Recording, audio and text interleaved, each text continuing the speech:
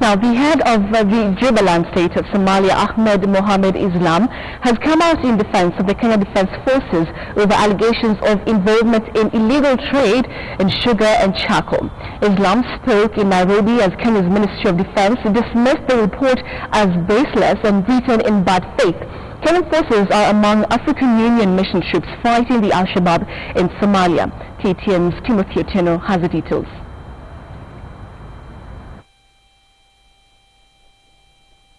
The report released by Journalists for Justice on Thursday is one that has not been taken well by the Kenyan government as well as that of the Jubaland administration.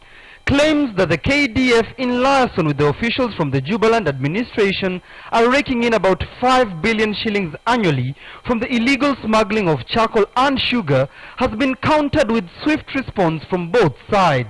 In a statement signed by the Defense Cabinet Secretary Rachel Omamo, the government insisted that the report failed to acknowledge that the KDF are not mandated to control the seaport of Kismayu, where the smuggling is believed to be rife.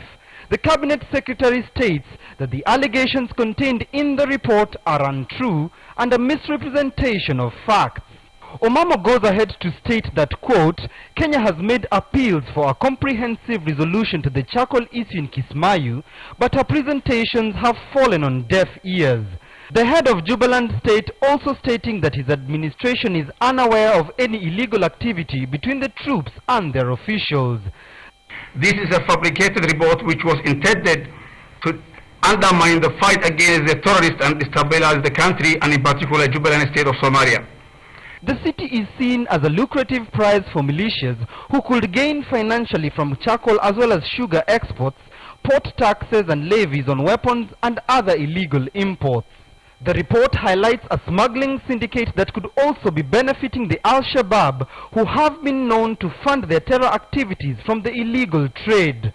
One so rampant that in February 2012, the United Nations banned the export of charcoal from Somalia over a different report that at that time had spoken of the same ills. If there are, in fact, facts, if there is evidence that something is happening, obviously those individuals should be appropriately prosecuted or otherwise punished.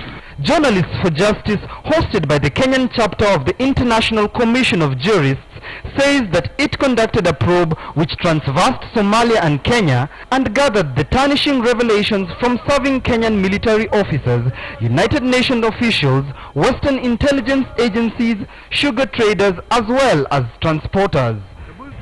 The report by Journalists for Justice accusing the Kenya Defense Forces of smuggling goods across the border comes at a time when the Jubilee administration is struggling to save face following a series of corruption scandals plaguing President Uhuru Kenyatta's administration. This, even as the Minister for Defense insists that the contents of this particular report are meant to do more harm than good in the fight against Al-Shabaab in the region. Timothy Otieno, KTN News, Nairobi.